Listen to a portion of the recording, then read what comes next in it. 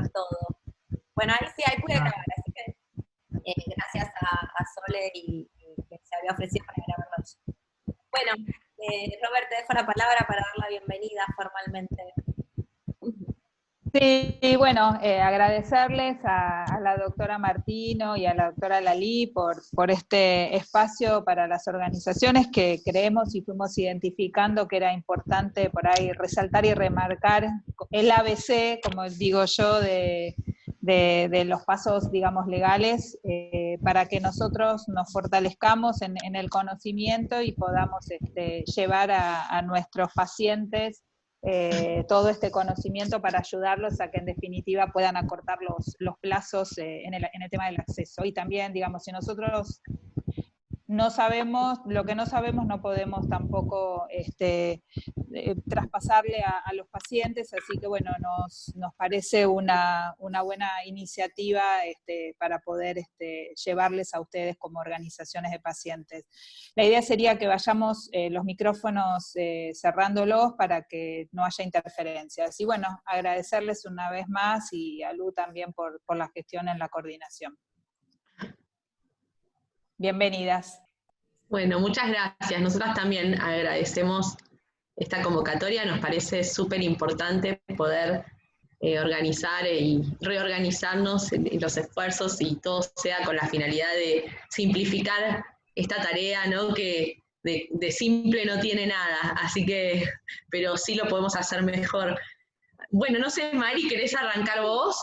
Sí, un poco también, bueno, aprovechar para saludarlos y saludarlas, ¿no? Y celebrar la iniciativa de las compañeras, de las chicas acá, que son siempre tan proactivas, y compartir, que pensaron en compartir esta virtualidad forzosa de forma tal de que entre todos y todas pensemos estrategias en general, y además en esta situación de excepcionalidad en la que nos estamos viendo atravesados y atravesadas, ¿no? Entonces, como bien decía Robert, nosotras, siguiendo lo que a la Federación le pareció, a la Federación y a las personas que encaran la conducción, obviamente, importante para charlar hoy, armamos un PowerPoint que nos parece como piola para poder seguir y para poder anotar mientras vamos conversando,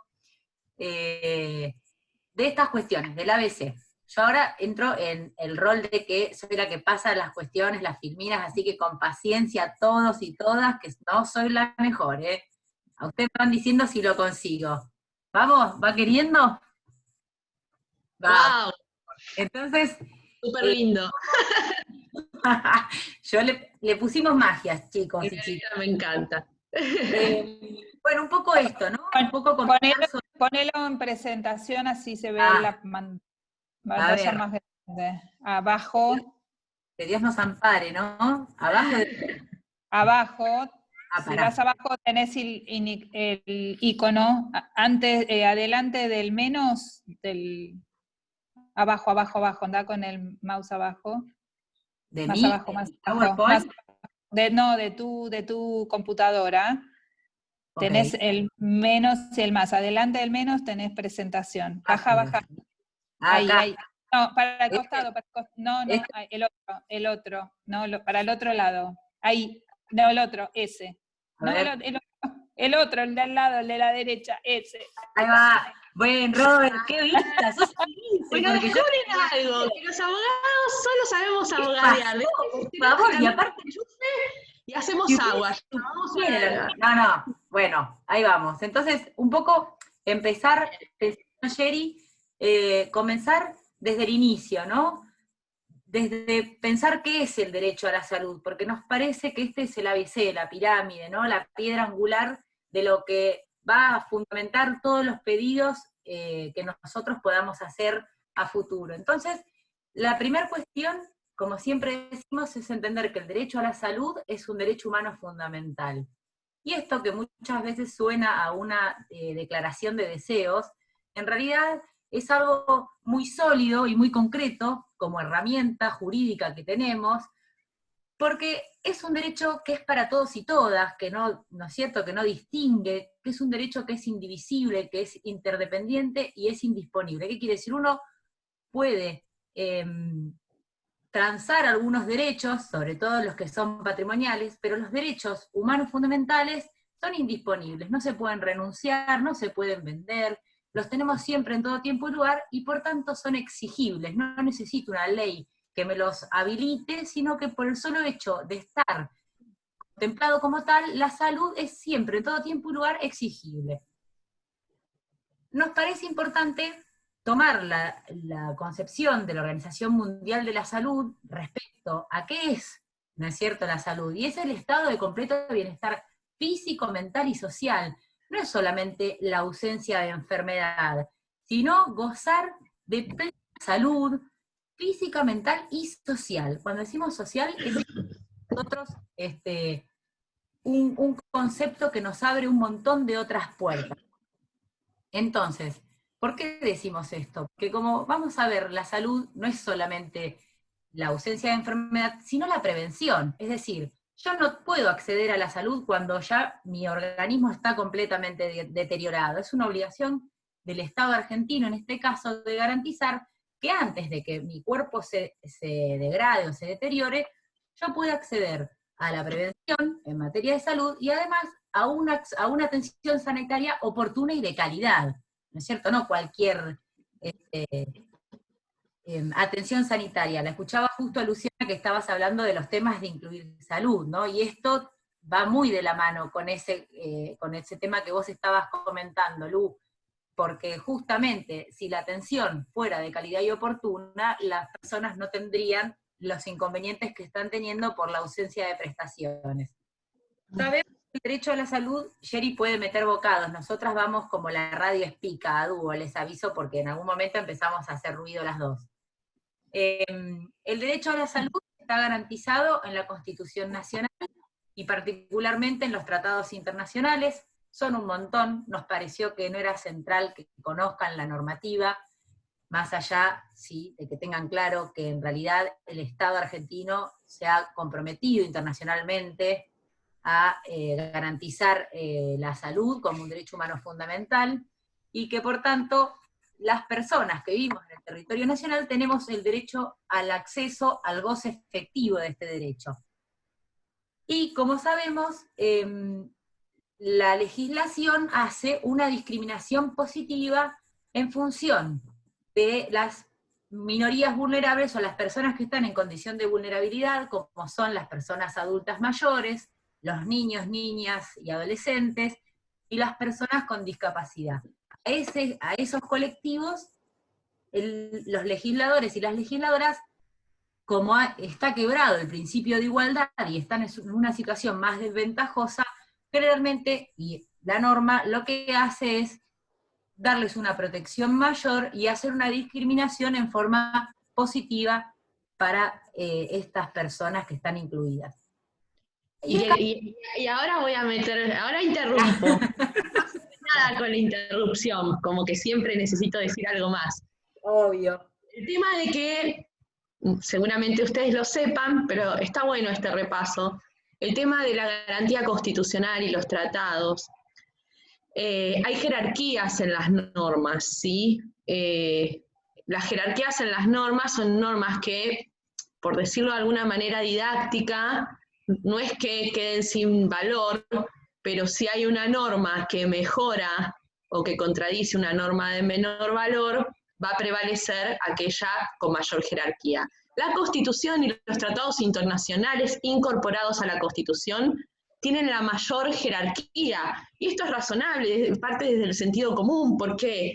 Porque si la salud es un derecho humano fundamental, es un derecho que tiene mayor prioridad, ¿sí?, por tratarse y relacionarse con lo más intrínseco del ser humano, mayor jerarquía, con lo cual todo lo que viene de más tiene menor jerarquía. Cuando nos encontramos con un conjunto de normas, que muchas veces son los tribunales los que analizan estas cuestiones, una resolución, sea de la Super, una ley, sea del Congreso, que contradice o deja afuera algo que está previsto en el espíritu de la Constitución con respecto a lo que observa en materia de salud, va a prevalecer la Constitución, va a prevalecer los tratados internacionales que son parte de la Constitución. Y no eso, porque muchas veces pasa, no, porque el PMO no incluye tal medicamento, no, porque la superintendencia dijo tal. Bueno, pero si contradice a la Constitución, vale lo que dice la Constitución. Y esto también se relaciona con otro principio que es lo que llamamos en derecho el principio de progresividad en materia de derechos humanos. Los estados, también las asociaciones, los actores, ¿sí? Que se sientan a la mesa a tratar estos derechos, siempre tiene que generarse esta cuestión de que aquellas normas o aquellas sentencias en nuestro área sean mejoradoras y que alcancen el mayor nivel posible de interpretación y amplitud de derechos en relación a un paciente, ¿sí? Y si hay normas que son anteriores y otras posteriores, y unas brindan más cobertura y otras va a prevalecer también por este principio de progresividad aquella de mayor cobertura, ¿sí? Por eso es que es importante esto que nosotros comentamos, y esto es plenamente operativo, como bien dijo Mari, no es una expresión de deseos, no es una declaración de principios, por más que muchas veces quede en el día a día como una declaración de principios, sino que esto es plenamente operativo. Nosotros a través de la vía del amparo invocamos estos derechos, no otros, las garantías constitucionales. O sea que esto es plenamente operativo. Es así, no hay vuelta, se hace valer. Ahora, ya está. No, está muy bien. Aparte es muy importante lo que decía Sherry.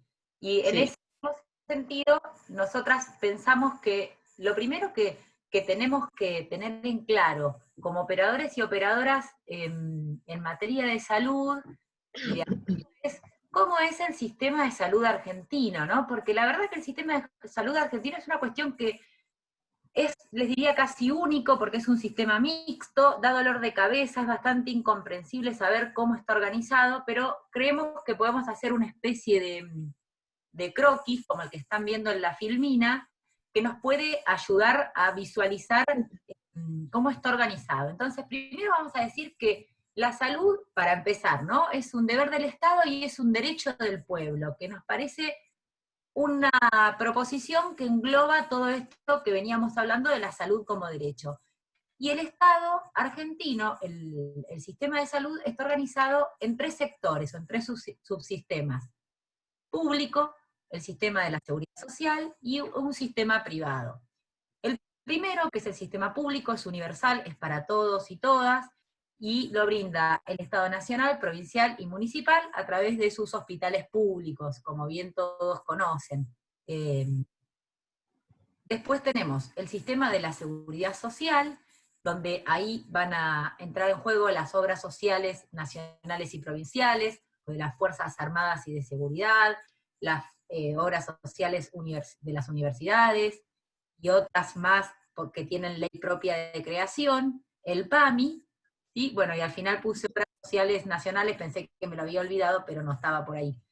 Y por último, el sistema de la seguridad social es un sistema de afiliación obligatoria. Ahora, después vamos a ver bien cómo es la cuestión. Y por último tenemos el sistema privado, que son las empresas de medicina prepaga, ¿sí? O los planes prepagos, como se dice en la jerga, que consta de aportes voluntarios.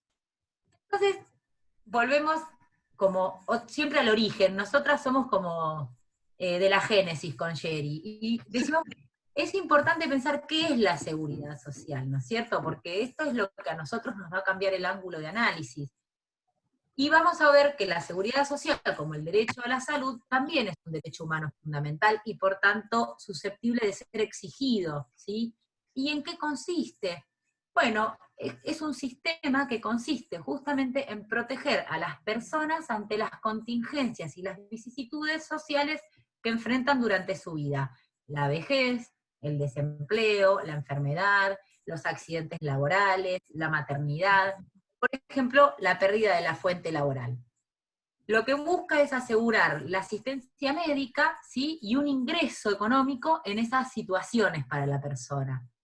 Entonces, es un sistema que se va a basar en aportes de la persona, aportes de quienes emplean a las personas, y del dinero que proviene de recaudación de impuestos por parte del Estado. La idea es que entendamos que cuando nosotros decimos, cuando hablamos de la seguridad social y hablamos de que es un subsistema del sistema argentino de salud, y que las afiliaciones son obligatorias, están dadas por estas contribuciones que cada persona, cuando tiene una relación de empleo formal, hace la persona y su empleador, ¿sí? En forma directa. Entonces eso nos va a dar a futuro una jubilación y en el mientras tanto el acceso a una cobertura de salud. Bueno, y ahora vamos a entrar con Sherry ya más a la cuestión práctica. A la cuestión práctica, ¿no? Los primeros auxilios cuando nos contacta una persona por un tema de cobertura o de acceso a la salud. Y entonces, como a mí me gusta mucho porque Sherry en eso es pragmática, bastante incisiva, y entonces siempre dice que lo importante es qué preguntamos cuando llega una persona, cuando una persona nos contacta, porque eso nos va a dar a nosotras y a nosotros un marco de referencia para saber en qué situación se encuentra y qué aristas podemos abordar de forma tal que la persona tenga, además de cobertura, una solución más integral a su problemática. Y hago un insert. Es lo que nosotras preguntamos, pero es también ustedes, como referentes de su asociación, cuando va un paciente o un familiar a pedirles ayuda, esto es lo que consideramos importante que ustedes puedan preguntar, porque les va a dar herramientas a ustedes, pero también nos la va a dar a nosotras en caso que tengamos que intervenir en el caso, ¿sí? Así que esto es como lo más importante, es el ABC.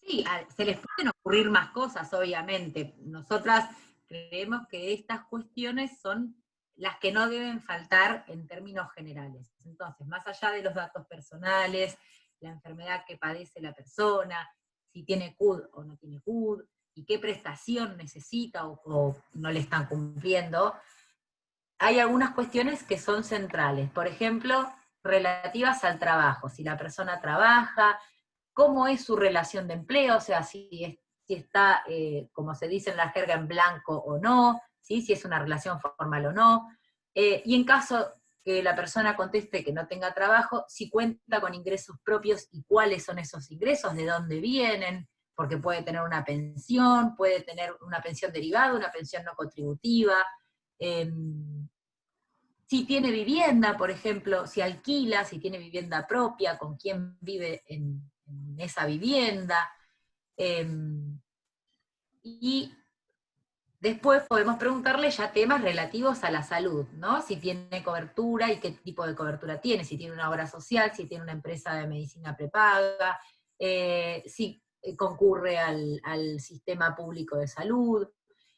Y para el caso que la persona contesta en forma negativa, ahí sí volvemos a insistir con quién vive, porque por ahí, si alguien de su familia tiene cobertura de salud, a nosotros puede ser la llave de acceso al sistema de esa persona, ¿no? O si alguna familiar tiene una jubilación o una pensión.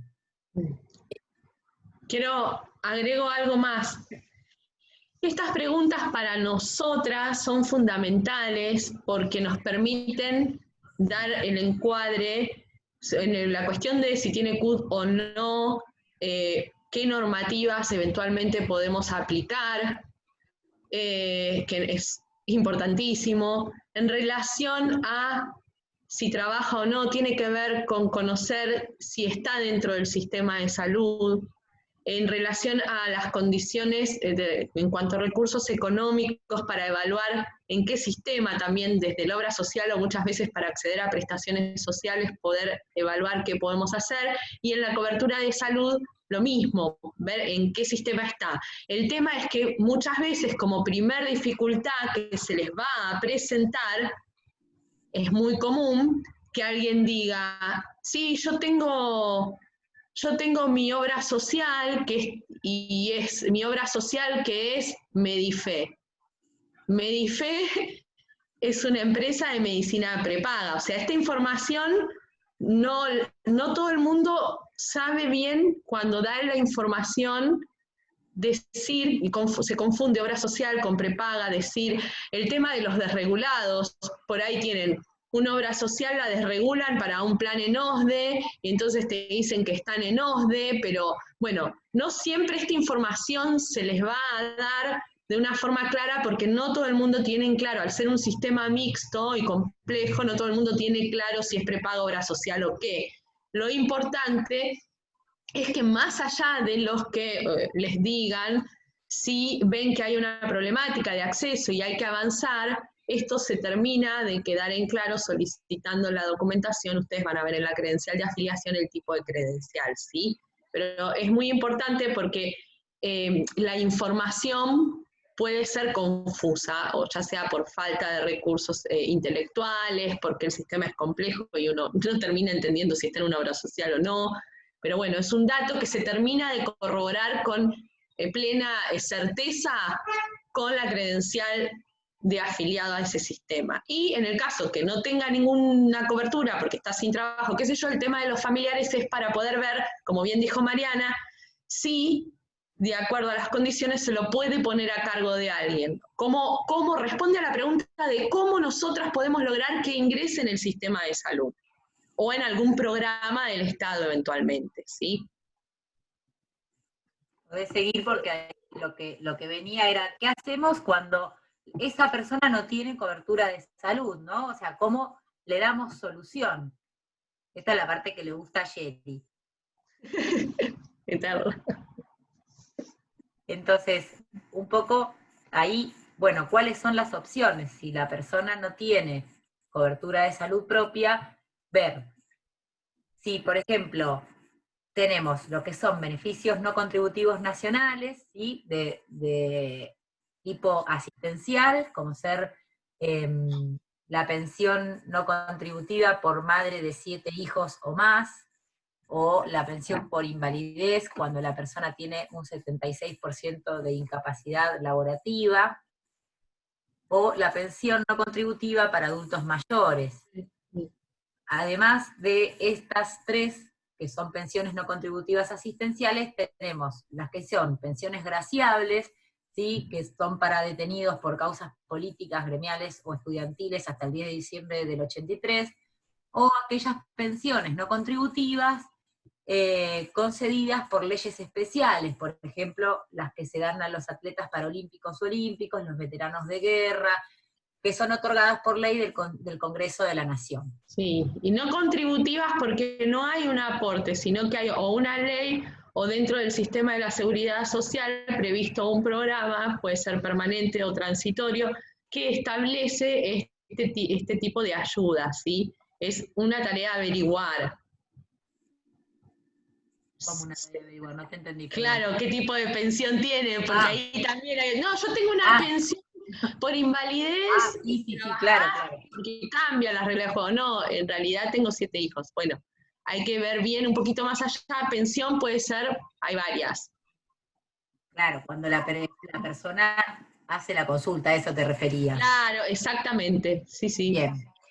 Después, la persona puede acceder a una cobertura de salud por la jubilación, o por ejemplo, por las pensiones, que pueden ser directas cuando fallece el titular de una actividad, es decir, yo tengo un trabajo formal, mi empleador hace aportes, yo hago aportes, yo fallezco, mi hijo o mi hija tiene derecho a una pensión directa, ¿sí? Por mi fallecimiento. O puede ser derivada en el caso de que quien fallece es el titular de un haber previsional, y del que cobraba la jubilación. Entonces, esto es muy importante porque también le puede dar a la persona la posibilidad de acceder a una cobertura de salud. Y por otro lado, después tenemos, ¿querés seguir, Sherry? Sí, yo quería, en relación a las pensiones derivadas, que también, además de mantener el sistema, ¿no?, de obra social o PAMI en su caso, permite continuar con el ingreso económico, ¿sí?, que recibía su madre o padre en el caso de una persona con discapacidad y no es menor, ¿sí? Por otro lado, en la cuestión de lo que es jubilación y pensión, uno de los problemas típicos que se plantean, a veces uno lo ve venir o no. En el caso de me estoy por jubilar, uno lo ve venir, digo, como paciente, ¿no? Y es buena la consulta porque la gran pregunta es, ¿cómo sigo? ¿Puedo mantener mi obra social? ¿Sí? Otras veces, no sé, nos despiden del trabajo, nos llegó el telegrama y es muy fundamental que ante esa consulta del paciente o familiar de me acaban de despedir, me estoy por jubilar, me jubilé, continuidad de la obra social en las mismas condiciones, inmediatamente tiene que ir el asesoramiento, porque después la baja posterior nos impide ejercer acciones para continuar en las mismas condiciones que se venía dando, ¿sí? En el caso de los jubilados, automáticamente cuando te jubilás, te pasan a PAMI. Por ahí uno venía con una obra social que venía respondiendo bárbaro y por default te pasan a PAMI. Entonces, en el momento de la jubilación tienen que presentar una nota pidiendo, en el momento del trámite, cuando se otorga, que llega otorgado beneficio, diciendo solicito mantenerme en la obra social X que venía teniendo. Sello, copia sellada, y eso permite, en caso que la obra social no quiera continuar la afiliación, iniciar un amparo, primero que el aporte ya vaya a esa obra social, y luego poder iniciar, en caso que se rechace la afiliación, la típica es no aceptamos jubilados, cuando la ley dice otra cosa, poder iniciar una acción de amparo y mantener las mismas condiciones y no ir a PAMI, que está bastante difícil, históricamente difícil la atención en PAMI. Entonces, cuando hay una interrupción laboral o cuando hay una jubilación, una pensión en trámite, tienen que informarle a los familiares y los pacientes que estos cambios tienen que ser consultados y aprovechar el asesoramiento para tratar de no modificar el estado de situación, ¿sí? Con todo lo que eso ocasiona. Bien, después tenemos el servicio doméstico, tiene su ley especial de empleo doméstico, donde también se derivan aportes a la obra social, con lo cual la persona tiene cobertura obra social. Y después tenemos monotributo, y hay que diferenciar el monotributo de AFIP, que tiene determinadas condiciones, ¿sí? Y requisitos, y después está el monotributo social, que tiene sus propios requisitos. ¿Por qué digo esto? Porque también a través del monotributo de AFIP y del monotributo social, se pueden realizar aportes a las distintas obras sociales, y esto permite el acceso al sistema de salud y como consecuencia las prestaciones que se derivan, ¿sí? Y por último, bueno, es la última ratio y parece ser lo principal, es una realidad, aunque es totalmente injusto, pero tenemos el amparo judicial, ¿no? Todas estas cuestiones lamentablemente se judicializan porque hay un incumplimiento severo de todas las normas, desde la Constitución a todo el sistema de seguridad social, un incumplimiento sistemático, naturalizado. Entonces tenemos la herramienta del amparo de salud, y por la vía del amparo de salud aseguramos la afiliación y también la cobertura de las prestaciones médicas y sociales, ¿sí? Bueno, siguiente filmina, doctora, gracias. Monotributo de AFIP. Requisitos. Todo esto están en las páginas de AFIP y ANSES si necesitan volver, pero bueno, los voy a ir enumerando. Es la categoría tributaria del régimen simplificado. ¿Simplificado por qué? Porque unifica distintas cuestiones, el aporte impositivo, el aporte jubilatorio, el aporte obra social, ¿sí? Para personas físicas, no es para sociedades, no es para comercios, no es para mutuales, personas físicas que pueden realizar venta de cosas muebles a un nivel de facturación menor a la categoría responsable inscripto o autónomo, o locaciones y servicios, por ejemplo, los profesionales, ¿no? Los profesionales, personas físicas, brindamos servicios, no vendemos bienes. Y bueno, la categoría más baja hoy es un aporte de 1.995 pesos mensuales con un tope de facturación de hasta 208.000 y pico anuales, ¿sí? Por encima de eso ya entra en otras categorías. Y bueno, y nos permite, como dije, el aporte jubilatorio futuro, ¿no? Para una jubilación futura, y nos permite aportar a una obra social y tener así atención médica, o incluso este aporte, como en relación de dependencia, también se puede derivar a una prepaga, o sea, el aporte va a la obra social, se hace la desregulación y puede acceder a un plan privado de medicina prepaga. Después tenemos el monotributo social, la finalidad, se tramita ante ANSES y la finalidad es poder llegar a aquellos grupos que no tienen un nivel de facturación grande y constante como para acceder al monotributo, ¿sí? Pero que realizan trabajos y que son irregulares. Irregulares no porque es una persona que está contratada por alguien y está en negro, no. Esa persona tiene una situación irregular laboral. Esto está dirigido para personas que trabajan por su cuenta, ¿sí? Y la intención que tuvo la ley fue poder incorporarlos a la economía formal, haciendo un aporte impositivo y también haciendo un aporte al sistema de obras sociales, ¿sí? Pero son personas que trabajan por su cuenta en trabajos que son irregulares. Ejemplos típicos, no sé, jardinería para los vecinos, costura para terceros, puede ser artesanos, los artesanos. Esta categoría de monotributo social también los abarca a aquellos miembros que pertenecen a cooperativas. Esto es muy común en los artesanos, ¿no? Formar cooperativas también pueden hacerlo. Y el nivel de facturación es muy pequeño porque son tareas, son changas, son las famosas changas. Puedo tener laburo hoy, mañana no, los jardineros con lluvia por ahí no tienen laburo, después sí, y bueno, por eso eso es lo que lo hace irregular, ¿sí?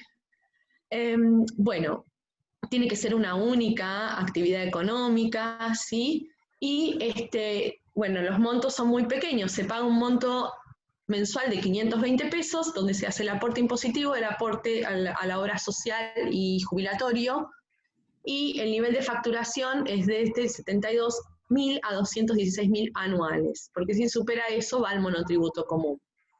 ¿Sí? ¿Te puedo hacer una pregunta? Sí. Va a ser un poco obvia, pero son cosas que normalmente a veces preguntan y por ahí al resto les sirve. ¿Cómo es el tipo de facturación que tienen que hacer las personas con monotributo social? ¿Tienen que sí o sí adherirse al sistema de facturación online? No, justamente no, porque primero que la inscripción es en ANSES y segundo que no tienen que hacer facturas. Bueno, por eso te pregunto, porque es fundamental que... Es fundamental, no es que tengan esos ingresos, pero no requiere que hagan facturas. Perfecto. Son changas, se pagan en mano. Yo tengo otra pregunta vinculada a esto, que también suele ser una consulta. Las personas que acceden a esto, al monotributo o al monotributo social, ya con la condición de salud preexistente, estas obras sociales a las cuales se derivan los aportes, no pueden rechazarlas y no corren las preexistencias ni las carencias, porque no pueden decirle que no. Lo digo porque hay varias... No pueden decirles que no porque se deriva a las obras sociales, y esto vale para los trabajadores en relación de dependencia, los monotributistas comunes y los sociales. Las obras sociales, por la ley de obras sociales, para la afiliación no requieren preexistencia, mucho menos plus por preexistencia, no hay pago aparte, no pueden ser excluidos del sistema de obras sociales, no tiene que ser tomado, sea el titular con preexistencia o el familiar a cargo con preexistencia, no hay chance. Puede pasar, es muy común, y acá se hace un lío importante, es muy común que hayan personas que están en relación de dependencia, derivan el aporte a OSDE, por decir algo, y tienen OSDE 210, y el empleador paga el OSDE 210, ¿sí? Entonces se quedan sin laburo. Esta es una consulta de los últimos días, pero muy seguida. Y dicen, me llamaron para darme de baja el plan, me ofrecieron otro plan, y tengo que pagar además un plus por preexistencia. Hace 20 años que tengo a mi hijo con todos sus médicos, su atención, todo bárbaro, desesperación, lógica. Y bueno, en realidad la exigibilidad de continuidad de afiliación es con la obra social. no es con la prepaga, ¿sí? El tema es que inmediatamente, en realidad hay que darle continuidad a ese plan, porque lo primero las prepagas es dar de baja para me lo saco de encima, es así. Entonces, sí. Una cosa que acá es importante, ya te dejo seguir. Sí. Cuando a la persona la despiden y tenía una obra social, recordar que durante 3 meses después del despido tiene obra social, también por ley, pero que además la persona, si tramita el seguro de desempleo en función de la antigüedad que haya tenido en ese trabajo, puede tener 6 o 9 meses de obra social. Importante mientras hace la gestión para el monotributo, es decir, mientras va solucionando otros problemas para que no se quede sin cobertura. Esto quería aclarar, que también nos suele pasar que la persona se le pasó ese plazo, no tramitó el seguro de desempleo, y entonces se queda sin esa opción, que es una opción muy valiosa para tener cobertura de salud. Sí, no, y yo quería dejar en claro, porque ahí es donde se hace más confusión, si la persona puede continuar asumiendo esa diferencia que pagaba el empleador, y hay muchas otras que pagan la diferencia personalmente porque la empresa no se lo da, pero digo, si aún después de el distracto laboral puede continuar abonando esa suma, lo ideal, ese es como el de máxima. El de máxima es que si podés continuar pagando esa diferencia, mantenete en el plan. No le pueden pedir nada. Lo que va a pasar es que el aporte ya no se va a descontar, lo que debería pasar es que el aporte ya no se va a descontar, o sea que la cuota va a crecer, y además se va a agregar el componente del IVA. Va a haber una diferencia en la cuota, pero no va a ser el plus por preexistencia. Lo que hacen, lo que en realidad pasa es que las prepagas te avisan, a veces no te avisan, te dan de baja y te obligan a contratar un plan nuevo para meter la declaración jurada y meter la preexistencia. Y ahí es donde viene el problema. Entonces, ahí inmediatamente esto hay que analizarlo bien, y es un tema donde tenemos que intervenir para primero tratar de ver si tiene posibilidades de sostener esa cuota, que no se modifique el escenario y mantener eso, y que no que pase lo otro de la baja y te meto la cuota impagable, no. Pero si la persona no puede pagar esa diferencia, sí están obligados a mantener la obra social que realizó el aporte y van al PMO. Así que continuidad con la obra social donde derivó el aporte, con el plan mínimo que es PMO. Ahí pierden mucho cartilla y demás, ¿sí? Y si no, lo que bien decía Mariana, el lapso por la obra social, ver de meter en monotributo si no consigue inmediatamente trabajo, y poder mantener, la idea es mantener la situación en las mismas condiciones. O sea que de máxima a mínima hay posibilidades. El tema es que esas posibilidades no se pueden arreglar 8, 9 meses, 10 meses después. Es en el momento. Así que si podemos hacerlo antes, asesoramos antes. Si podemos saberlo en el momento, también sirve. Si podemos saber con la nota de baja en el momento y responder, también nos sirve. Pero es re importante. Si bien te hago una consulta con el monotributo social, suponete, yo mamá, ¿cuántas personas puedo poner a cargo? Si tengo 3 hijos, ¿puedo poner los 3 o...? Sí, vas a pagar más de 500 porque va a ser, esa suma es por persona, ¿sí? Pero sí, de los que estén a cargo, sin límite, tienen que estar a cargo. Por eso, si una familia tiene 3 o 4 hijos, puede poner... puede poner a todos. Sí, puede poner a todos. Lo que hay que ver es que no tenga el papá ya a cargo en su trabajo, por ejemplo, ¿sí? Y ahí también es central otra cuestión que suele pasar de largo, que es lo que habilita la Ley de Obras Sociales en el artículo 8, que son las personas que conviven con el titular o con la titular de una obra social, a quien esta persona le da trato familiar, es decir, no uno puede tener un sobrino, una sobrina, digo, no necesariamente tiene que tener un parentesco, puede ser alguien que andaba por la vida como un paria y que terminó viviendo con nosotros, ¿no? No es la situación más normal, pero puede ocurrir. Entonces, si yo a esa persona le dispenso un trato familiar, la Ley de Obras Sociales me permite, y vive conmigo, me permite darle cobertura de salud, siempre y cuando cumpla requisitos de la edad. Digo esto porque también es... Es muy común, es muy común. Yo tengo, vive conmigo mi nieto, sus papás están fallecidos, o una persona amiga que vive, y bueno, la ley hasta ese caso permite trato ostensible familiar, dice, y, y la cuestión de la convivencia. Y lo puedo poner a cargo. Obviamente que cuando voy a afiliar me dicen no, y hay que judicializar, pero está en la ley. Un poco la idea nuestra es que no dependan de las abogadas y de los abogados, no porque queramos quedarnos sin trabajo,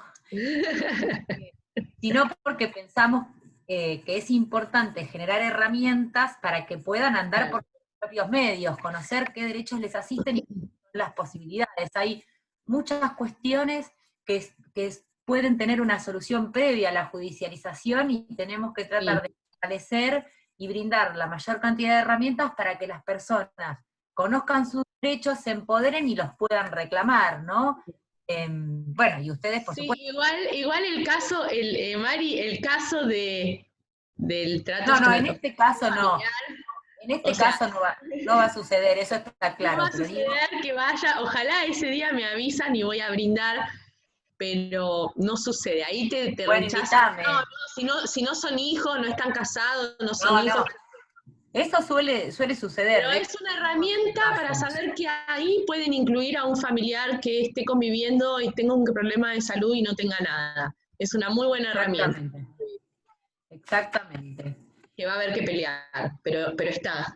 Iba a ir a los tips para solicitar los tips. Podés decir los requisitos del monotributo social. Bueno, para el monotributo social no puedo ser titular de un inmueble, ¿sí? Lógicamente es para personas con pocos recursos que hay que incorporar a la economía formal, pero sí puedo tener bienes muebles registrables. No 2 yates, obviamente, no, pero puede ser 2 automóviles. Por ahí un remisero que trabaja por su cuenta, ahora están los Uber, esa cuestión. Bueno, puedo tener hasta ese límite, ¿sí? 2 automóviles con determinada antigüedad, bueno, y motos, ¿sí?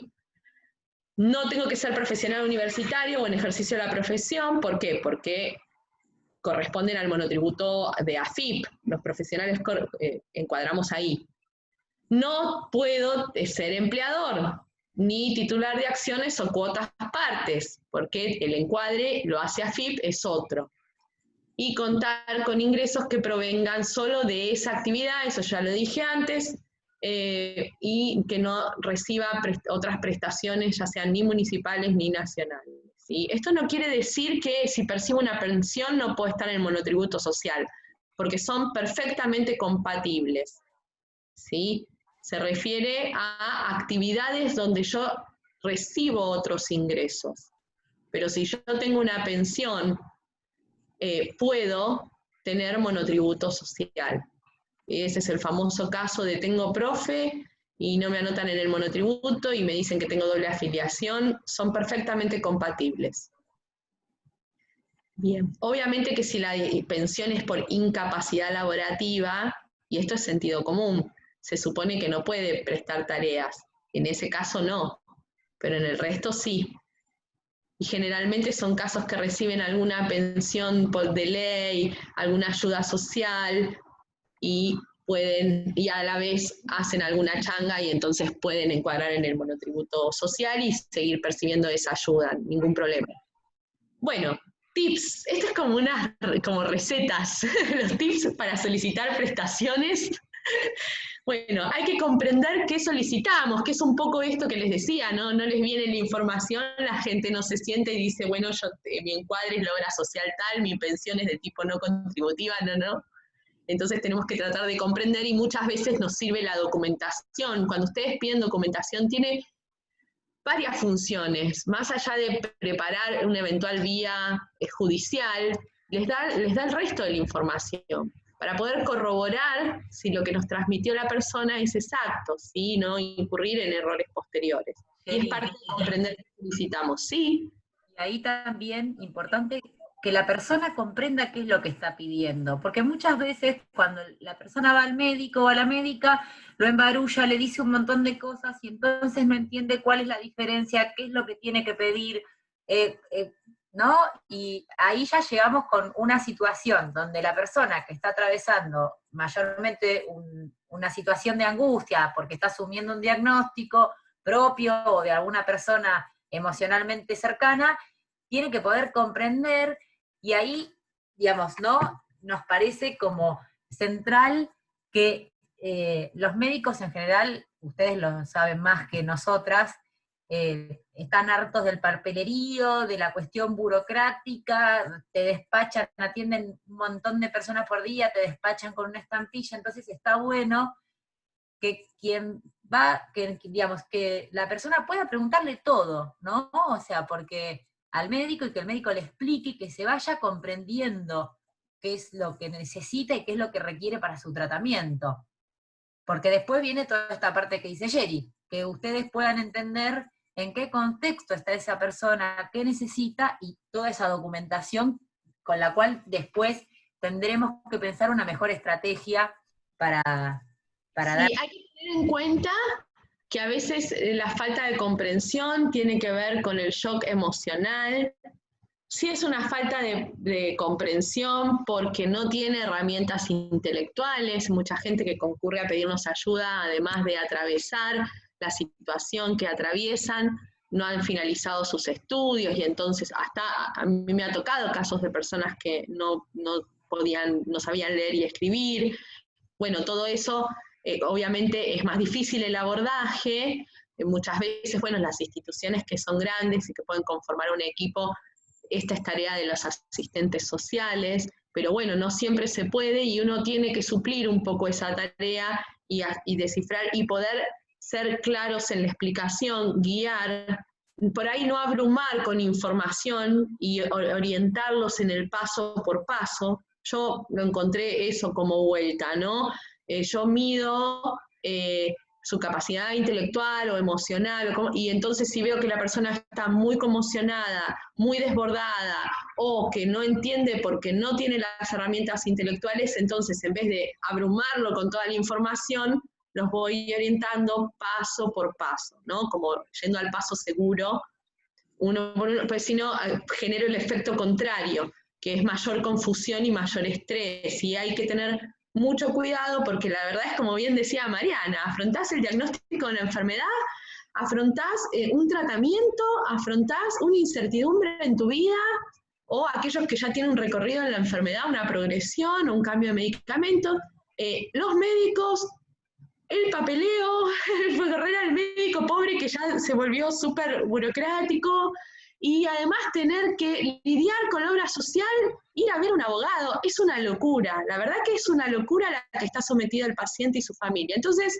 hay que ir midiendo esto, bueno, hasta dónde puedo llegar, porque la persona tiene que entender lo que está pidiendo, tiene que entender lo que va a hacer, pero nosotros tenemos como obligación medir hasta dónde, de acuerdo a los recursos de esa persona y al estado que se encuentra, hasta dónde podemos ir o no. Ir de a poco. Bueno, 2, ¿qué necesitamos? Necesitamos la documentación personal, DNI, credencial de afiliado, comprobante de pago si es prepaga, la última factura de su prepaga, o recibo de haberes, si es un empleado en relación de dependencia, el último recibo de haberes, si es una persona jubilada o cualquier clase de pensión, último recibo de jubilación o pensión. Prescripción médica acorde a la ley 25649, esto es indicar los datos de las personas, expresando el nombre genérico, la concentración, tiene que estar bien detallado y autosuficiente esa receta, porque además por ley corresponde que sea así.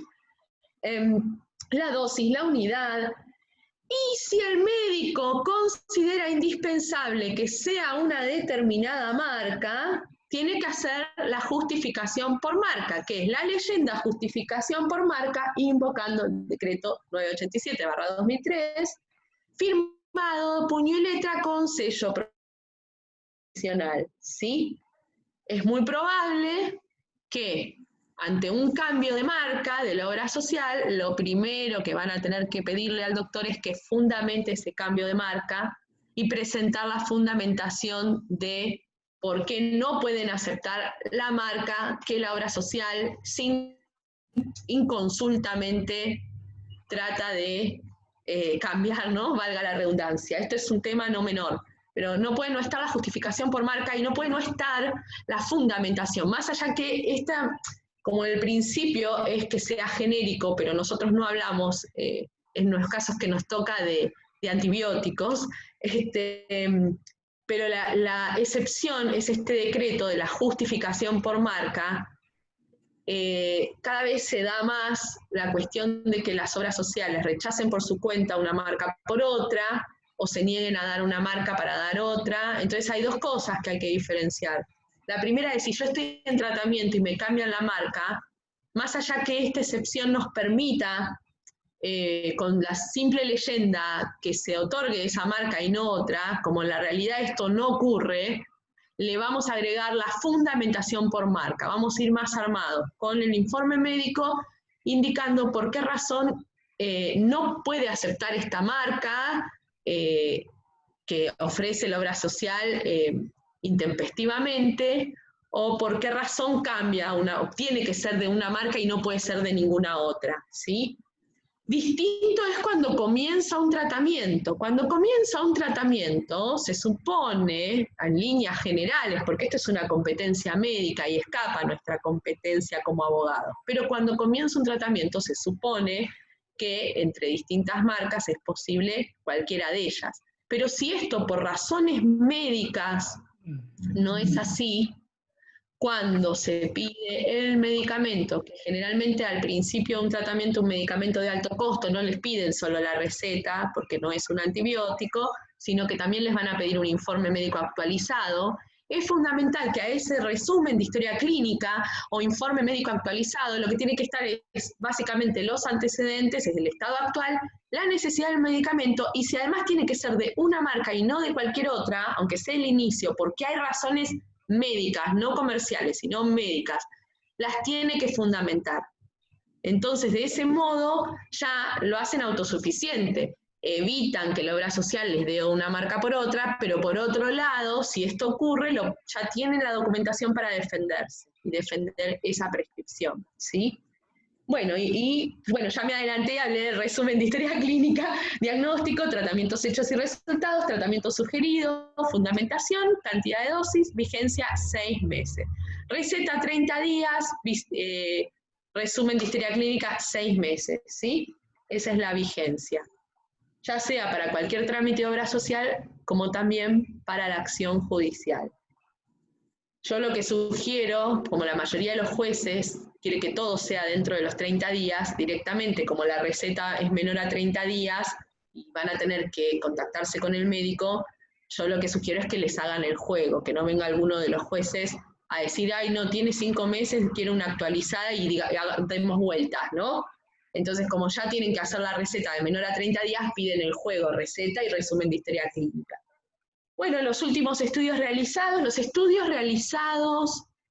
tienen que merituar, no traigan toda la carpeta de millones de estudios, sino aquellos estudios que dan cuenta de la especificidad de la patología.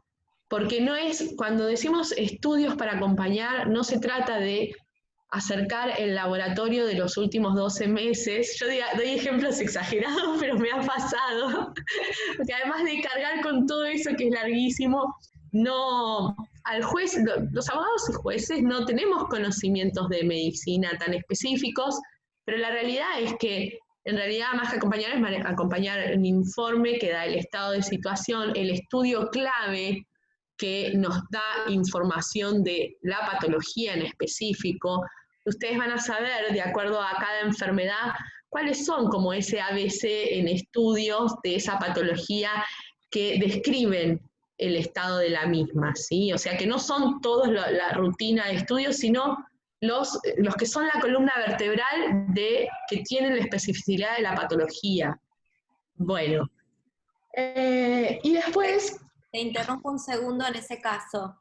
que hay veces que las obras sociales, no los jueces, las obras sociales, les piden estos estudios específicos que vos decís que son troncales para determinar el diagnóstico que está diciendo el médico que tiene el paciente, hay veces que le piden que sean actualizados, y ahí viene la contradicción con la parte clínica, donde el médico determina que ese estudio que la obra social o que el auditor médico le está pidiendo como barrera para acceder a esa medicación o ese diagnóstico o estudio diagnóstico, no está indicado en el tiempo que lo está pidiendo la obra social. Te pongo un ejemplo que para mí es familiar. Sí, es fundamental. Me ha pasado un chico que lo mandaba a la obra social, quería que se haga una resonancia magnética una vez al mes, y yo digo, va a ser pobre irradiado, es imposible desde lo humano, desde donde lo mires, pero esto pasa, es fundamental. Informe del médico tratante a la obra social que diga que no es posible realizar con esa frecuencia ese estudio. Fundamentado. Okay. Es una locura, la verdad, pobres médicos van a tener que contratar un escribiente, pero no hay otra. No hay otra, ¿por qué? Porque ante lo irracional de las cosas, solo se puede una solución irracional. Yo sé que les estoy pidiendo mucho a los médicos, pero esto además habilita la vía en caso de que haya algún problema, pero la realidad es que el médico va a tener que explicarles por escrito a la obra social que no se puede hacer ese estudio con esa frecuencia, que hay una razón lógica y que vale el estudio que lleva. Sí. Esto también nos ha pasado muchas veces cuando, por ejemplo, los especialistas recomiendan un biológico y las prepagas, sobre todo las prepagas, les quieren dar un biosimilar a la paciente o el paciente. Entonces, acá es lo mismo, ¿viste? El médico tiene que fundamentar, porque lamentablemente no es una cuestión jurídica, ¿por qué no el biosimilar? Y es necesario el biológico que recomendó con un tratamiento en particular, ¿no es cierto? Porque lamentablemente, como dice Sherry, estamos atadas de pies y de manos para poder dar la batalla respecto de eso, porque es el médico, o sea, si bien es el médico tratante el que determina cuál es el mejor tratamiento para la persona, lo cierto es que el obstáculo que ponen, y mayormente es la empresa de medicina prepaga, están dados por estos medicamentos de menor costo en el mercado. Finalmente todo se ciñe una cuestión de... Y esto en los años fue cambiando, porque hace muchos años, sencillamente, en tribunales estoy hablando, ¿no?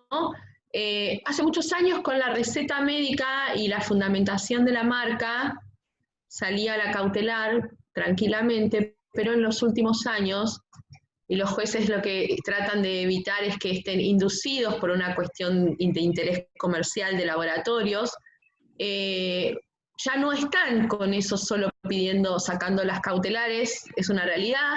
En los últimos años piden la fundamentación, de hecho me ha pasado incluso con intervención del cuerpo médico forense, que especifique por qué no podía ser una marca por otra, si eran intercambiables, y entonces, bueno, ahí fuimos con toda la bibliografía así aplastada al cuerpo médico forense y que lean y lean y lean, pero digo, lo batallamos, pero a lo que voy es que hay que fundamentar por qué. Porque si hay una razón, aunque sea que haya que acompañar toda la bibliografía internacional y demás, se acompaña con la firma del doctor, pero defendemos la razón, pero tiene que haberla. Y los jueces, a diferencia de años atrás, cada vez están mirando más con lupa esta cuestión de la marca. Entonces es muy importante, según el estadio y la lucha que se dé, poder saber que siempre se tiene que defender, ¿sí? Que ya no basta con la leyenda justificación por marca. Y también creo que no solo por la marca, sino también cuando hay medicamentos que se reciben en forma endovenosa y existe la posibilidad de pasar a subcutáneo, ¿no? Eso también es la forma de administración. La modalidad del tratamiento. Medicamento, exactamente. Que eso a veces también cuesta que lo acepten. Sí, ese es otro caso que también presenta obstáculos. Pero digamos que la metodología es la misma, tanto para la obra social como para los juzgados, ¿sí? Siempre todo hecho que modifique, aumente o incluso suspenda un acto médico, siempre tiene que tener el soporte documental médico, tiene que estar escrito por el médico. De esa manera, para poder explicar documentadamente a la obra social, pero también para preconstituir prueba si la obra social no respeta esa indicación. Y nosotros poder ya tener el elemento para el amparo, y esto nos va a generar menos vueltas, en realidad, porque vamos realizando actos ordenados que hacen que les vamos cerrando el juego a la obra social o a la prepaga, pero a la vez, si aún así no resulta, poder tener ya todo listo para la acción judicial, porque si hay algo que no nos sobra en salud es tiempo, y el desgaste es peor cuando uno se mete en el caballito de batalla de hablar con 3 millones de auditores. Sí, lo van a hacer igual, esto va a pasar y está perfecto, pero vayan con el sustento médico escrito, para todo, siempre. Sherry, acá hay un mensaje que lo comparte Hernán, que saliendo de la meditación, yendo quizá a las ayudas técnicas, habla sobre la discapacidad auditiva y que las obras sociales o empresas de medicina prepaga no quieren cubrir los audífonos que le dicen que escuchan del otro oído, ¿no? ¿Qué se puede hacer desde el punto de vista legal? Es parecida la situación. En primer lugar, ante la obra social, explicar por qué este audífono y no otro, desde la fundamentación médica. Es probable que la persona, cuando concurre, les generen pruebas de distintos audífonos. A veces las obras sociales te hacen recorrer un itinerario, Hernán dirá si es así o no, pero hemos tenido casos donde las obras sociales les hacían hacer un recorrido, o a veces el mismo médico, distintos lugares para distintos audífonos, hacer pruebas, y el que mejor funcionaba se optaba, ¿sí? Esto también es un material que nos sirve como fundamentación de por qué este audífono sí, este no, pero lo cierto es que si el doctor va directo a un audífono con una marca, tiene que fundamentar médicamente por qué este y no otro. Médicamente, ¿sí? Porque acá también hay una cuestión, puede haber una cuestión comercial, ¿sí? Entonces, la razón de la elección del audífono tiene que ser siempre una cuestión médica, no una cuestión comercial. Entonces, va lo mismo, presentación de la obra social con explicación médica de por qué este audífono y este no, y luego, si falla, será la acción judicial, pero ya con la documentación preparada.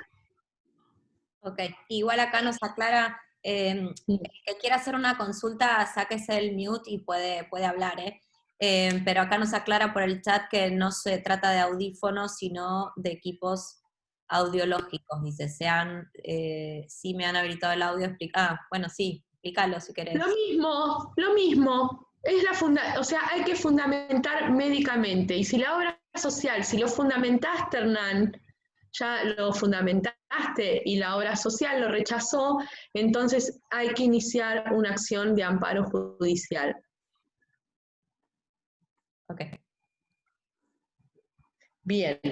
Bueno, y antes, quedaba una nota a la obra social o empresa de medicina prepaga o de PAMI con los datos personales, los datos de afiliación, la prestación requerida, plazo para la respuesta, y se presenta por duplicado y se guarda la copia sellada. Esto es el pedido, lo que hablábamos, ¿no?, en estos casos fundamentados, pero es el pedido a la obra social, prepaga, PAMI, el sistema que tengan. Tienen que tener constancias de pedidos, porque eso va a ser importante para la acción judicial, para demostrarles al juez, si nos vemos obligados a una acción judicial, que agotamos los trámites en la cobertura que teníamos, ¿sí? Ahora con COVID, con la pandemia, la mayoría atienden en forma virtual, entonces hacen una captura de pantalla si es por sistema online, o si les emiten un comprobante de trámite, también lo guardan, lo imprimen, y muchas se están recibiendo por mail, así que eso está buenísimo, porque te queda el mail de constancia, y siempre pongan en el mail, solicito confirmación de mail, respuesta. Entonces, si además confirman, tenemos como el rechazo también, ¿no? O por lo menos constancia de que recibieron el mail. Fundamental. Y bueno, continuamos con la lista de tips. cómo y dónde realizamos el pedido de la prestación médica o social que necesitamos, en la obra social, en PAMI, en las empresas prepagas o en el Estado, es decir, dentro del sistema en donde nos encontramos, ¿sí? Así que hay que tener bien en claro, y esto nos lo va a dar la credencial que tengan, porque aún también los pensionados, los monotributistas, todos tienen credencial a quién va dirigido el pedido. ¿Cómo hacemos esto en tiempos de COVID? Las claves es organizar el pedido, armar carpeta, armar un sobre, un folio.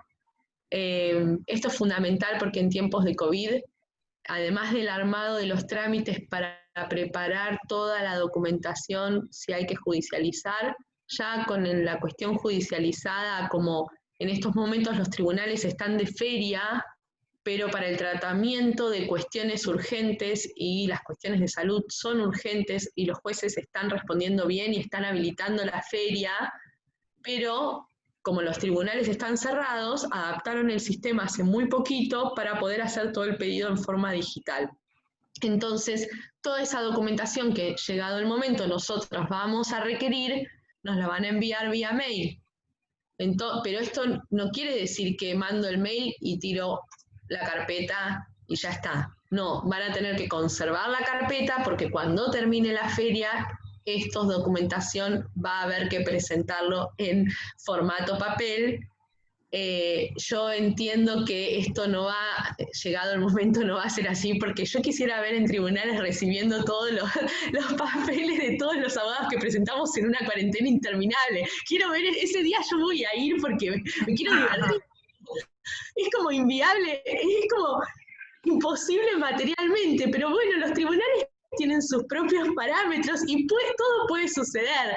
El tema es que hoy por hoy, finalizada la feria, toda la documentación papel, y ahí hay originales, porque toda la información médica son originales, van a tener que guardarlos porque llegado el momento, estas abogadas van a decir esto que presentamos al principio de la cuarentena en el 2020, y estamos en el 2023 y salió la vacuna y ya nos podemos ver. ¿Tenés la carpeta? No. Armen la carpeta ahora, sean organizados, ayuden a sus pacientes a chequear y a organizar. Esto es un trabajo en equipo, pero la carpeta tiene que estar con toda la documentación. Actuar a tiempo también tiene que ver con esto, ¿sí? Y con lo que hablábamos antes, ¿no? Si hay un distracto laboral, inmediatamente consultar, no dejar pasar el tiempo. Si hay una interrupción en la medicación también. Si la obra social responde que quieren cambiar una marca o una prestación, también consultar inmediatamente. Y bueno, por último, armar una red médico-paciente, asociaciones y familia continente. Esto es importante, yo siempre digo es un trabajo en equipo. ¿Por qué? Porque tenemos poco tiempo, no tenemos mucho tiempo, es salud. Entonces, con el trato, obviamente, la matriz es el paciente con su asociación. Muchas asociaciones, muchos de ustedes tienen, como son especialistas, tienen mucho contacto con los médicos, entonces pueden colaborar en el pedido de estos informes extras médicos, apoyar al paciente y colaborar en el pedido si tienen comunicación con los médicos, ¿sí? Las asociaciones también nos pueden consultar a nosotros, ¿sí? Si hay alguna cuestión que advierten que se tiene que judicializar, es bueno consultar. Si hay alguna orientación que haya que hacer porque hay una cuestión legal ahí dando vueltas, es bueno consultar antes de tomar una acción si hay dudas, si no conozco cómo resolver esa cuestión. Pero bueno, fundamentalmente la comunicación es lo que a nuestro criterio facilita y viabiliza todo. Comunicación razonable, ¿sí? Porque muchas veces, a ver, todos corremos hospitales, trabajo, no es espontáneo, no es un delivery, pero sí poder decir, bueno, esto hasta acá puedo acompañar y hasta acá puedo derivar, y entonces me preparo y me organizo y solicito un turno, a FADEPOF, bueno, hago la consulta, mando un mail, pero no, ante la duda no mandarse solos, ¿no? Sino poder aprovechar el asesoramiento y consultar. Y lo mismo con los médicos, cuando ven cuestiones que son de mayor información, porque son cuestiones más complejas o hay que justificar más, si las asociaciones tienen contacto con esos especialistas, poder acompañar al paciente en esta cuestión es fundamental, porque esa es la base de todo. Y bueno, no hay mucho más que eso, hay un montón, pero no hay mucho más que este es como el tronco de todas las cuestiones, como tratar, es muy difícil, porque después cada patología tiene sus especificidades, entonces es muy difícil establecer un criterio bien general de cómo sacar provecho a todo esto en el buen sentido, ¿no? Provecho al área legal, a poder organizarnos mejor en las necesidades de los pacientes. Bueno, esto es lo más general, abarcamos lo más general, ¿sí? Después hay, según la patología, tiene sus particularidades. Sí, nos pareció un poco con Sherry, perdón, voy a dejar de compartir pantalla así los puedo ver a todos, porque si no veo la jeta acá al costado, un poco como tratar de organizar en el ABC, que para ustedes chicas será importante, obviamente que podemos siempre ir profundizando, porque la salud es un mundo, desde la cuestión de los medicamentos, bueno, ustedes lo saben muy bien, así que, digamos, esto es como un principio para poder pensar y darnos, como decíamos recién, ¿no? Estrategias para que puedan andar solos y que la presencia nuestra sea cuando realmente hay un incumplimiento, pero poder lograr avanzar y empoderarnos para que esos incumplimientos cada vez sean menos y no más, ¿no? Entonces, nosotras siempre pensamos que la información es poder, quien sabe y conoce sus derechos los puede reclamar con mejor fundamento y más ahínco. Entonces, bueno, si después efectivamente nos encontramos con las trabas que lamentablemente nos encontramos cotidianamente, ahí sí, poder ya tener estrategias y, como digo siempre que me encanta la fábula de Pulgarcito, viste, todas las miguitas en fila que nos van llevando hacia un camino para un resultado auspicioso, y no tener que empezar de cero cuando ya venimos de mucho arrastre. Pueden preguntarnos, obviamente, el Power era una forma de hacer disparadores y obviamente de reírnos entre nosotros de algunas cosas. Pero ahora pueden preguntarnos lo que quieran. Sí, pueden desbloquear todos los micrófonos, igual no hay problema, nosotras. Sí, eso iba a invitar, si alguien quiere hacer alguna consulta, que abra su micrófono y que se la manifieste a las chicas. Nos encantan las preguntas. Alguien había preguntado en el chat de dónde se sacaba el certificado de desempleo. En el ANSES. El seguro de desempleo no es un certificado, es un seguro. Seguro, eso, seguro. Tienen relación de empleo formalmente registrada. A veces nos pasa que la persona tiene digamos, registrado una parte, ¿no? Que, o sea, por ahí cobra una quijita, pero en blanco aparece en un monto menor, no importa. Igual, esa persona, si su relación de trabajo está registrada, va en el ANSES, solicita el seguro de desempleo, con el telegrama de despido, ¿sí?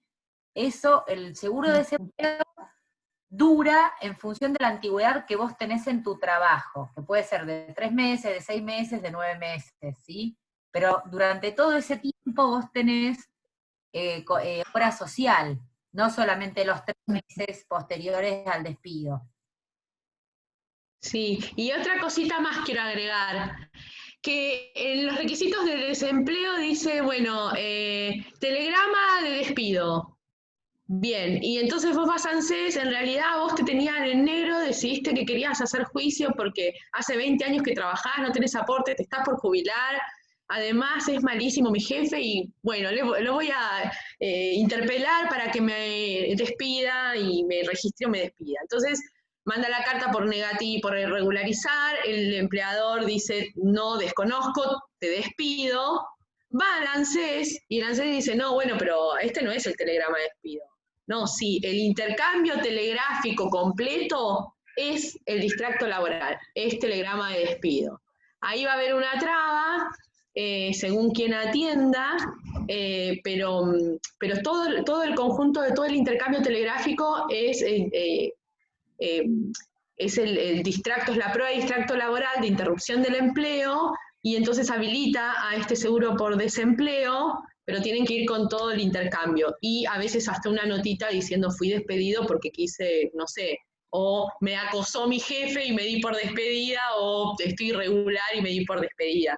Porque esta es una traba y dice, no, perdí el desempleo porque yo mandé un telegrama así y no me lo dieron. No, tenés derecho. Y Ana, ¿qué querías preguntar? Que te veo levantar la mano. No sé si Jerry te ve, porque acá, viste, no ves a todos, ves a algunos. Sí. Está bien, justamente hay otra pregunta que coincidimos. Sería bueno dar una próxima charla con el CUD. Por ejemplo, yo miro una pregunta, el CUD que venció dentro de la cuarentena, ¿cómo podemos hacer para renovar? Los CUD, hacemos otra charla cuando quieran. De hecho, con Jerry hicimos charlas sobre CUD. Pero todos los CUD que venzan del 1 de enero del 2020 al 31 de diciembre del 2020 incluido, se prorrogan automáticamente por el plazo de un año, ¿sí? Así que los CUD que se vencieron o que se venzan dentro de este año están prorrogados automáticamente por un año más. Muchas gracias. Yo quería hacer una pregunta. Dale, Sí, Sole. Yo, bueno, hola, gracias. Disculpen que no pongo mi cara, pero pasado el día 100 no la pongo.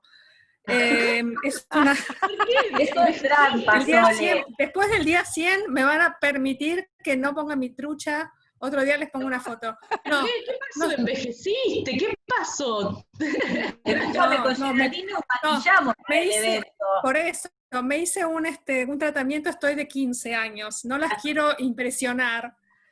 Ah, bueno, está bien, No, me gusta que te ubiques, me gusta porque yo no me bueno, estoy sí, sintiendo. no les quiero hacer bullying ni nada, chicas. Bueno, no, nosotros, la verdad es que nosotros, por ser cáncer de tiroides, teníamos una situación bastante privilegiada, porque vos decís cáncer y todo el mundo entra en pánico. Y además te dan cosas, o nos daban cosas, digamos. Nos daban, usualmente conseguíamos. Nosotros tenemos como dos situaciones ahora. Una medicación que se da bastante poco, pero a veces se da, que, digamos, se supone, nosotros no la consideramos medicación, porque si decimos que es medicación nos mandan al 70% de descuento. Entonces, en realidad no es medicación, es un adyuvante para un estudio de cáncer de tiroides. Esa medicación es cara para el bolsillo normal y hace 3 o 4 años nos tiran al 70% y la verdad que la gente no la está usando.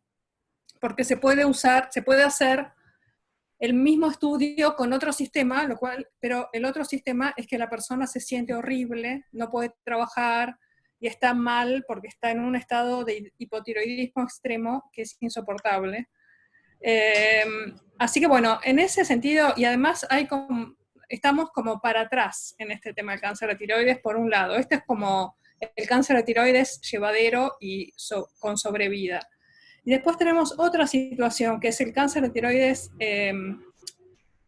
digamos que cada vez más hay nuevas medicaciones y tratamientos para el cáncer de tiroides terminal, lo cual es muy bueno para algunos casos en los que la persona es joven, la persona tiene hijos, más que nada, digamos, ¿no? Porque esos sí que son caros para cualquiera, o sea, salen más o menos $5.000 por mes, y te los tenés que dar hasta que te morís.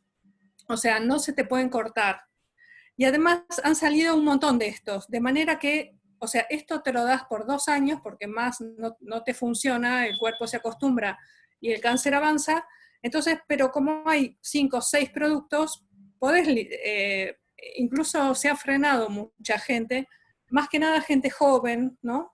Ha tenido como bueno, el tema es que ahora usualmente esto se da en un lugar solo o dos, que es en 2 hospitales que son de referencia porque el médico usual de cáncer de tiroides no tiene ni idea de esto. Muchas veces las organizaciones sabemos más de estos productos y nosotras les tenemos que explicar a los pacientes porque nadie les explica qué efectos van a tener porque los efectos son devastadores. Todas estas cosas no son las ideales, pero bueno, es lo que pasa. La cuestión es que puntualmente, hoy me avisa uno de los médicos investigadores de clínicas, porque esto va pegado a investigaciones. Uno de los médicos investigadores me dice, nos están sacando todo, se llama inhibidores de la tirosina quinasa. Y no vamos a poder seguir ni con el tratamiento, ni con la investigación, ni con nada. O sea que ahí tenemos... ¿Investigación? No. Son medicaciones que se aprueban en fase, ponele 2 o 3. O sea, no todos, no se llega nunca porque son no llegás con la investigación a la fase 5 o 6, porque la gente se te murió en el camino. Entonces se aprueban en fase 2 o 3. No es que hay muchos que están con aprobación de la ANMAT, y otros que tienen aprobación de la FDA. Y bueno, después otros para los que son con la aprobación de la ANMAT, ¿sí? Si no es un protocolo de investigación, sino que ya sea por esta cuestión de fases que explicás, pero tienen la aprobación de la ANMAT para ser aplicados, bueno, hay que hacer un amparo, si es la atención hospitalaria, hay que hacer un amparo para que el Estado provea o regularice esa situación de falta de cobertura. Con respecto a aquellos que solo están aprobados por FDA, se tendrá que pedir, sí, Sí, eso es lo que se hace. Label, o sea, hacer la explicación de que los médicos lo están aplicando acá porque lo utilizan allá y tiene aprobación de la FDA con toda la bibliografía sellada por el especialista. Eso es lo que se estaba haciendo, lo que pasa es que ahora se acabó. O sea, el pedido al Estado, ¿qué les dijo el Estado? Mira, yo me enteré hoy, pero te voy a averiguar bien, porque este médico me dijo que iba a hacer todo un escrito sobre eso, pero que ya se estaba cortando toda la cobertura, digamos.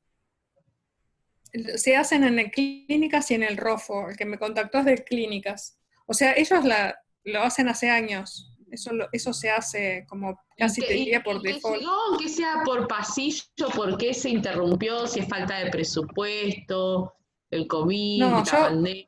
Claro. No creo que sea la pandemia, porque este tratamiento seguía en la pandemia porque no lo puedes cortar. No, imposible cortar. Pero sí, te llegó algún rum de pasillo, me refiero. No. Bueno,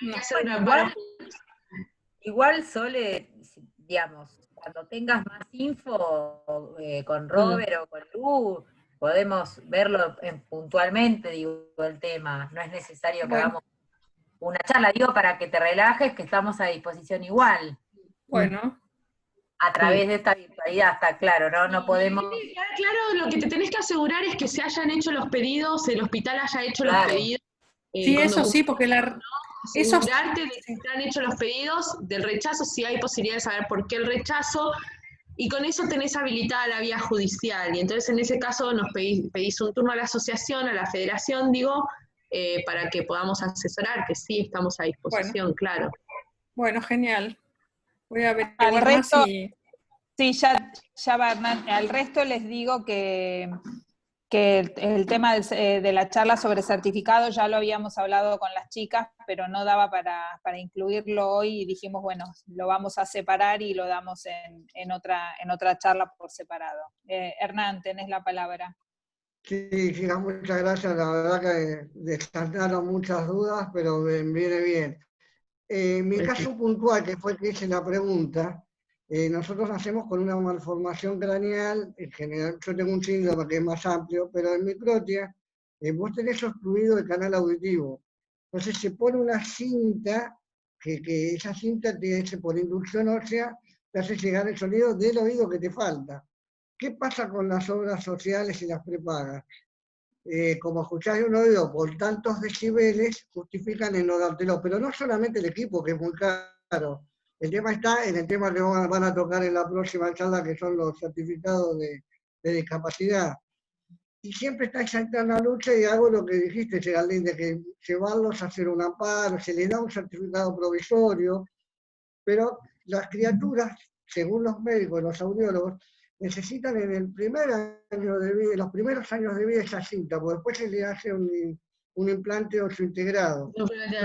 Con certificado o sin certificado, ya sabes, fundamentación médica, amparo judicial, si no hay respuesta de la obra social a tus gestiones, pero si no tenés el certificado de discapacidad, al ser una patología poco frecuente, nosotros judicialmente invocamos la ley de enfermedades poco frecuentes para el acceso integral. Tiene que ser cubierto al 100%, no puede interrumpirse, no puede rechazarse porque es por esta fundamentación que la verdad que me río para no llorar, ¿no? La fundamentación que dan, son unas desgraciados. Sí, siempre utilizan el tema de los decibeles y siempre me veo en esa eterna lucha y no saber lo que lo postergan. No, pero por eso, Hernán, viste que recién al final hablábamos de las claves y esto de actuar a tiempo, ¿no? Si nosotros tenemos claro que el derecho nos asiste igual, y como bien decía Yeri, justo hoy, en este conversatorio, como dicen ahora las pibas y los pibes, no lo abordamos. Recordar que el derecho a la salud tiene dos conjuntos que hacen una intersección, como decimos nosotros, pensando en matemática, que son las leyes de salud, ¿sí? Donde tenés el PMO, que es el piso mínimo de derechos garantizados, que es una resolución del Ministerio de Salud, pero además tenemos la ley de enfermedades poco frecuentes y un montón de leyes complementarias y especiales, como la ley de hipoacusia, la de celiaquía, la de trastornos alimentarios, consumos problemáticos, no sé, tenemos un universo de normas en materia de salud que nos dan protección, recordando que por la ley de enfermedades poco frecuentes se promueve, ¿sí?, la cobertura integral de la persona y de su familia, porque la idea es mejorar la calidad de vida de las familias también, no solamente de la persona. Entonces, tenemos que actuar a tiempo. Si el otorrino que los atiende prescribe la cinta, debe tener un nombre, no sé cómo se llama particularmente este caso, pero bueno, lo mismo nos pasaba con los implantes cocleares. Bueno, prescribe un implante, un tipo de implante con algunas características técnicas y específicas que no son otras, no importa, hablas con las chicas, bueno, todo eso que vimos, la carpetita, el pedido, lo que fuere, carta documento y se judicializa, no perder tiempo, porque ese tiempo que se pierde, la persona pierde calidad de vida y posibilidades de tener audición que le va a dar una estimulación mejor. Sí. Y ni hablar si eso se hace en un periodo de desarrollo, pero claro, tengan en cuenta, aunque sea reiterativa, tengan en cuenta que, a ver, si ustedes necesitan algo específico, como en el caso de esta patología, Hernán, y van simplemente con un pedido simple, escueto, la obra social va a rechazar porque es caro, lo que sea, y va a ir a otra cosa. Vayan al principio con toda la explicación, porque esto muchas veces les evita el amparo judicial, porque les dan todos los elementos, auditoría, para que evalúen en serio el caso y entiendan, ¿sí?, por qué esto y no otra cosa, ¿sí? Entonces, muchas veces esto se destraba en esa gestión administrativa, porque yo le estoy llevando toda la fundamentación médica, porque no es igual, y las distintas áreas lo tratan como igual. Muchas veces se destraba antes y evitás el amparo. Ahora, si no lo evitás, ya tenés todo listo para el amparo y no perdés tiempo.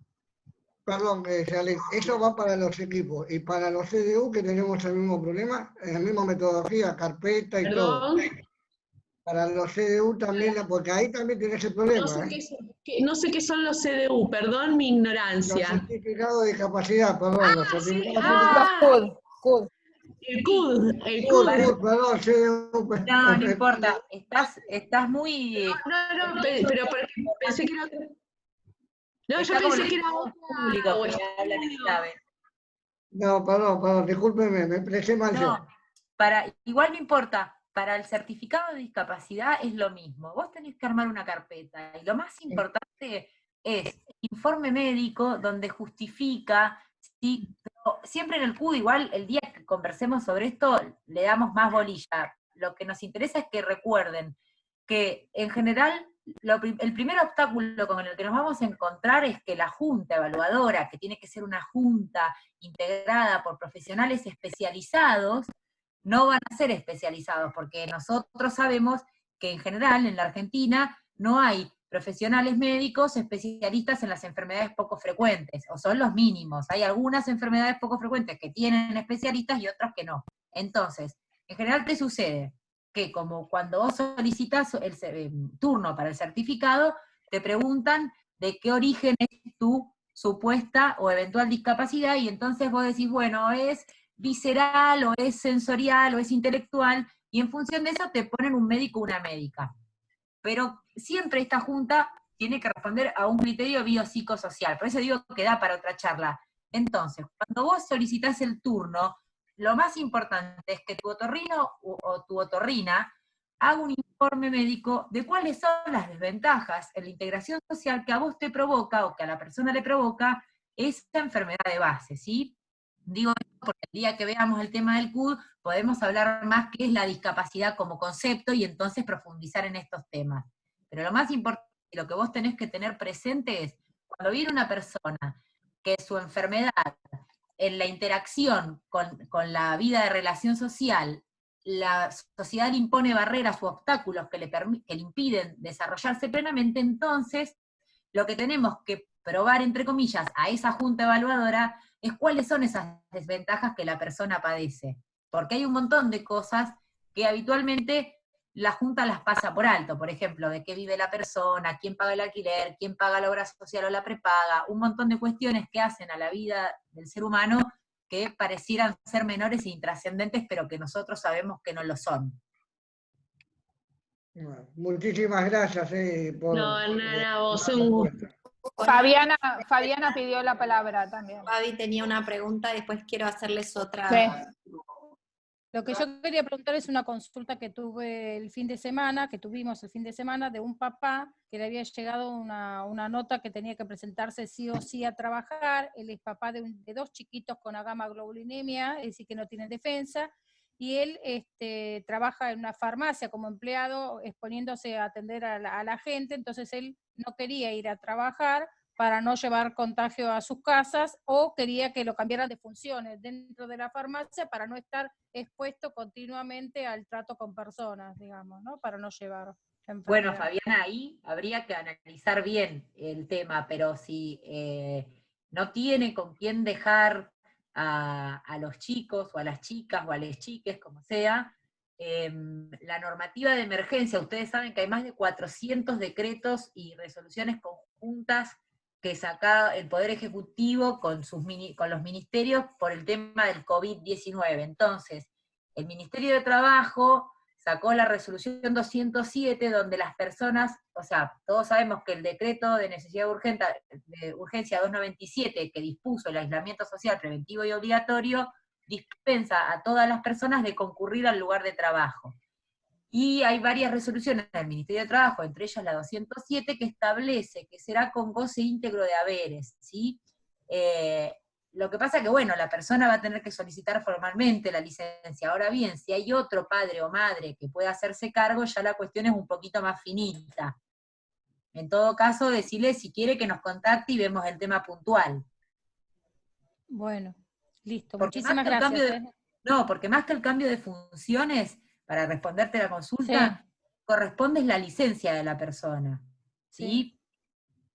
Lo que tengo que averiguar es eso, si él es el único que está a cargo. Me parece que está la mamá también, pero sí, ahí hay que hablar, sí, ahí hay muchas cosas para ver, ahí hay que encuadrarlo jurídicamente, es un caso para encuadrar, y por otro lado hay una realidad, que más allá de los decretos, y más allá de si es siendo personal esencial, y si hay otros cuidadores, y qué posibilidades tiene la vivienda, porque por más que haya otro cuidador, tiene que volver a la casa, y entonces la familia pasa a ser un contacto estrecho. Ese era su miedo.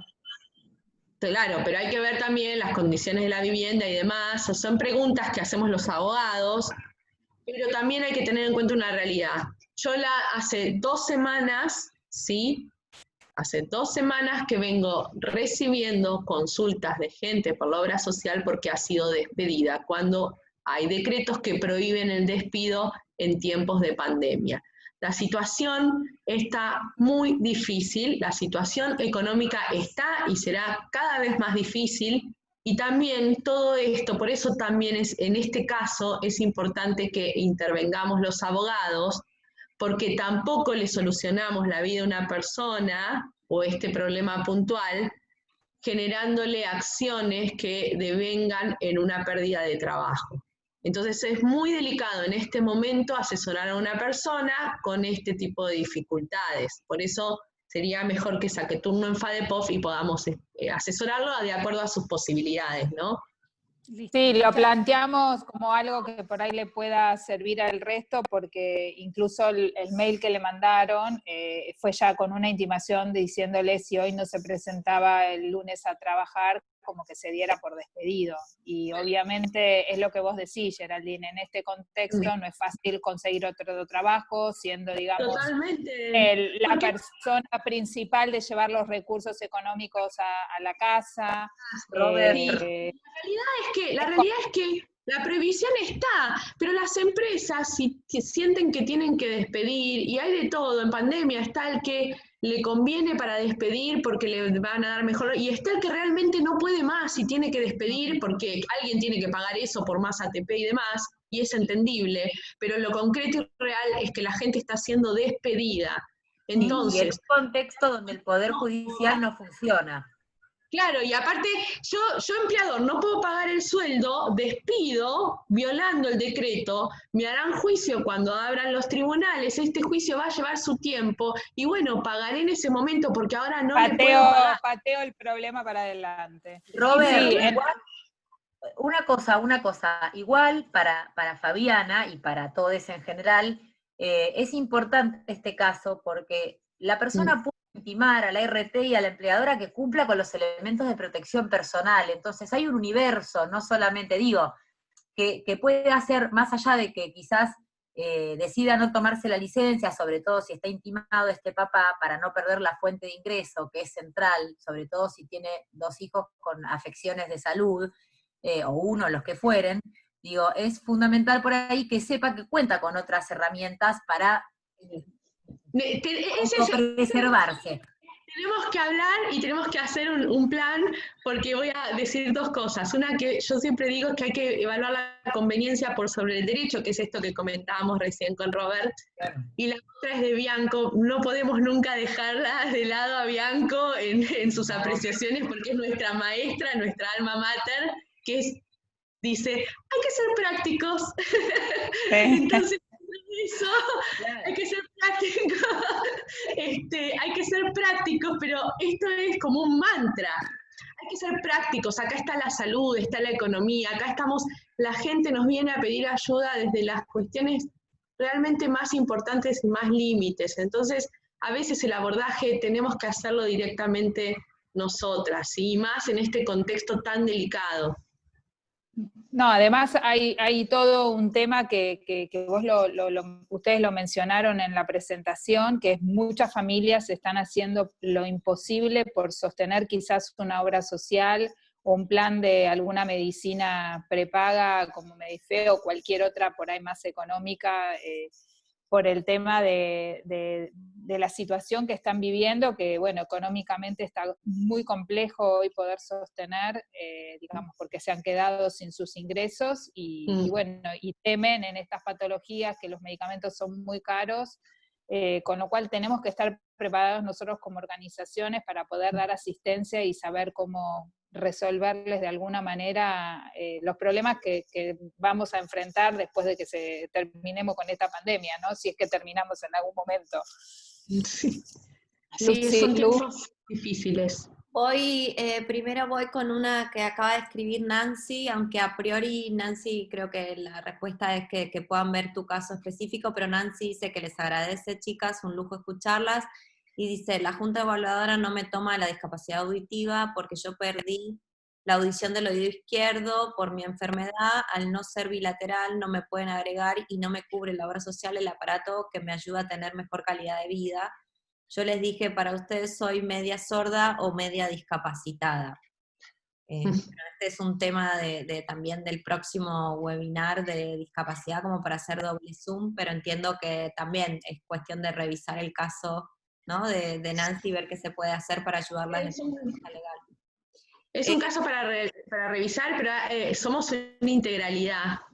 Y en base a eso, el principio de integralidad, ¿no? Como personas humanas, es que no somos partes y las normas nos protegen con este principio de integralidad. Ni media sorda ni media discapacitada. Una persona con derechos a hacer valer, con todas las normas que hablamos, con la cuestión del certificado de discapacidad, que es el próximo tema, pero somos una integralidad, así que no. No es válida la respuesta que le da. Mi pregunta, más que pregunta, era una propuesta, y ya para ir cerrando, porque estamos pasaditos del horario, pero obviamente a todos nos interesa mucho lo que estamos conversando, es como poder colaborar en una nota tipo. Vos pasaste en estos tips el hecho de acompañar el pedido fundamentándolo de modo correcto. Entiendo que esa fundamentación puede ser desde estas leyes de discapacidad en el caso que la persona, en esa indagación, ¿se dice bien? En ese espacio de consulta, nosotros como líderes le podamos decir a los pacientes que se acercan, tener como un mayor nivel de información, que entiendo que es súper importante, como para que si tiene que llegar a la instancia con ustedes ya tenga como cierta documentación, y si no, ayudarlo a presentarlo de la mejor manera justamente para evitar la judicialización. Entonces, ahí me parece que es clave quizá hacer un repaso de esos tips de cómo hacer la presentación ante el agente de salud que sea, un punto.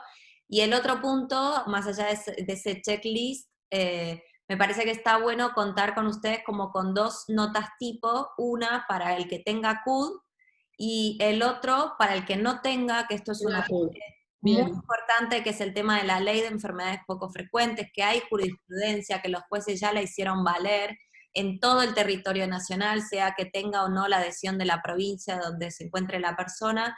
Entonces eso tenerlo como para que cuando tiene la receta médica, ya nosotros desde cada organización individual podamos facilitarle eso a las personas para asegurarnos de que ella va, ¿cómo dijiste vos? Juntando precedentes, no, haciendo... Preconstituyendo prueba. Me encantó la frase. Preconstituyendo prueba, con altas chances también, y eso yo por lo menos desde mi fundación lo implemento y realmente me ha dado mucho resultado, que también muestra indirectamente a los auditores médicos que la persona atrás tiene una institución que lo está asesorando. Entonces suelen preferir decir, bueno, a este no le puedo meter el perro porque sé que atrás tiene alguien que lo está asesorando, entonces como que algunos, ¿no? Otros evidentemente que no. Pero es más, ahora me viene también como una tercer nota, que es esto con el cambio médico, ahora que se viene el universo, el cambio no médico en realidad, el universo de los biosimilares, que obviamente son súper bienvenidos, pero el switcheo no médico, también quizá podemos tener como una nota tipo, yo claramente soy de las que puse varias consultas por este tema, Lo sabemos. Y me parece que quizás está bueno porque justamente yo creo que es evitar, primero, la pérdida de tiempo, como ustedes bien manifestaban, y segundo, evitar la judicialización que todos sabemos también, y esto quería como también reflotarlo, de cómo es este sistema que nosotros brindamos desde la Federación, con la gran colaboración de ustedes dos y con la coordinación de nuestra amada Marinés Bianco, que la amamos. Queda grabado, Marinés, te queremos. Sí. Después pasáselo, así sabe que lo decimos a viva voz. Sí. Pero que pongamos en claro esto, ¿no? De cómo es nuestro servicio, que este servicio es de asesoramiento legal, que es gratuito para las personas que acceden a él, pero que sí tiene un límite, que es el límite del asesoramiento, que en el caso de que por un consenso de las partes se determine que la opción que hay es de un amparo, ahí ya es un acuerdo entre las partes, la federación no paga esos amparos, y que también ustedes, a modo muy agradecidos desde ya, tienen una diferencia de honorarios, pero por una cuestión ética de su matrícula no pueden a todo mundo bonificar el 100% de sus honorarios, porque esto es una regla ética de los abogados. Entonces, no sé si ustedes quieren aclarar alguna cuestión más, pero me parece que es importante saber cómo es la dinámica de nuestro servicio. No, está buenísimo que lo aclares. En general, nosotras, a todas las personas que llegan y que les sugerimos la vía judicial, siempre les aclaramos que, por ejemplo, el tema de los honorarios, les explicamos cuál es el haber mínimo que nos impone la ley, cuál es la diferencia que nosotros le hacemos, y en general también les decimos que no somos Visa ni Mastercard, pero vivimos en esta misma sociedad, así que nosotros damos planes de pago como la persona pueda, porque entendemos que no tiene que ser un obstáculo para el acceso a la salud un honorario profesional. Entonces, que bueno, que además no ejecutamos obviamente ni intereses ni honorarios, la persona nos paga como puede, cuando puede. Digo eso porque también me parece que es importante que lo conozcan todos y todas las que están acá, para que sepan que pueden contar con esa tranquilidad, que a nosotras nos mueve, quienes hacemos derechos sociales nos mueve el compromiso para transformar la realidad en la que vivimos, ¿no? Sin duda, si quisiéramos ser multimillonarias, con Sherry estaríamos haciendo penal o comercial y no salud, eso ténganlo por cierto. Pero bueno, algo de lo que dijiste recién, que también me parece interesante, es, nosotras vamos a armarles las notas, obviamente, quédense tranquilos y tranquilas, pero sí es importante que estaba en el Power, tener claro, o sea, cuando yo hago una nota, lo importante es decir quién soy y qué relación tengo con la persona por la que voy a pedir y con la obra social, o sea, con la entidad de salud a la que le voy a pedir, ¿no? O sea, mis datos personales, si soy afiliado, el número, poner un domicilio y un teléfono de contacto. Después, ¿qué es lo que pido? ¿No? Pido un estudio médico, pido una prestación de salud, una prestación económica, lo que sea que le voy a requerir a la obra social o a la empresa de medicina prepaga. Y amén de eso, adjuntar la receta, la prescripción médica, el resumen de historia clínica o el informe médico con los plazos de vigencia que decía ayer, y no un mes y no más de 6 meses el tema del informe médico, y poner un plazo a la obra social. ¿Cómo termino yo una nota? Bueno, le solicito, me responda en el plazo de 5 días. Cuando es una nota uno no le pone un plazo judicial, no emplaza a la obra social por 48 horas ni por 72, sino que lo emplaza por días hábiles. Entonces le pongo un plazo, 3 días, 5 días, no hay una fórmula para eso.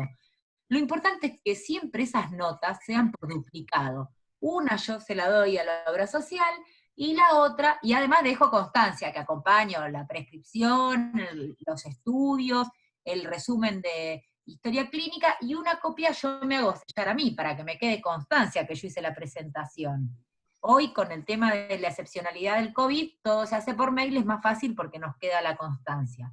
Digo, esto para que lo sepamos. Después, obviamente, vamos a hacer las notas porque es más fácil y lo podemos sistematizar, pero ya para aprender cómo es el proceso.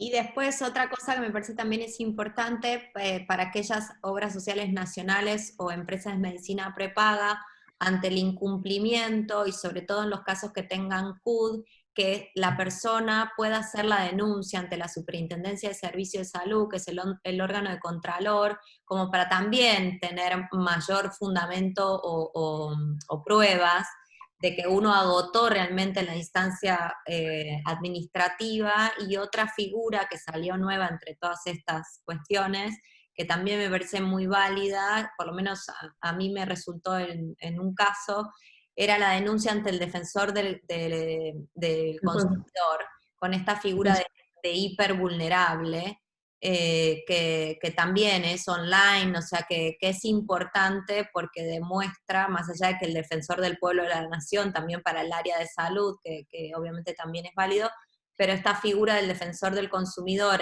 sobre todo en el caso de obras sociales o empresas de medicina prepaga, que hay una relación de contractual, digámoslo así, también es una figura que es importante que la gente haga la denuncia, porque, y sobre todo sistemáticamente si se trata de una obra social, para sentar un precedente también, ¿no? Quizá uno solo quizá no pueda, pero si le vienen 1, 2, 3, 4 y más del mismo prestador, obviamente nos da más lugar al pedido. Sí, son distintas vías, no... si uno realiza una denuncia en la super o con el defensor, no es, se puede hacerlo en simultáneo con un amparo judicial. La ventaja de estas vías que mencionaba Luciana es que no requieren ir con un abogado, son denuncias personales, ¿sí? Y que resuelven muy bien en algunos casos, y bastante rápido, ¿sí? Y ahora con toda la cuestión digital está como mucho más fácil. Por lo menos me han comentado algunos clientes que hicieron la denuncia en la super y les salió rápido en COVID. Así que es un buen dato. Pero tengan en cuenta que se pueden hacer en paralelos, ¿sí? El amparo judicial y estos reclamos. Bueno, si nadie tiene ninguna otra pregunta, agradecerles enormemente. Nos pasamos un ratín, pero súper gracias por su predisposición. Y nada, ya tenemos el compromiso del próximo webinar y de las notas que obviamente ya se las haremos llegar a todos. Robert, no sé si querés decir algo. No, agradecerles enormemente, agradecerles a todos por participar y bueno, y decirles que el servicio está disponible, que lo usen y que cualquier requerimiento que tengan nos los hagan llegar. Así que bueno, muchas gracias chicas y muchas gracias a todos. No, gracias a ustedes por la escucha atenta y la paciencia, así que esperamos tener la posibilidad de vernos. Gracias, para nosotros es un gusto compartir esto con ustedes. Un placer. Bueno, muchas gracias, cariños. Buenas noches, abrazo grande. Chao, terminen bien el día. Chao, chao. Chao.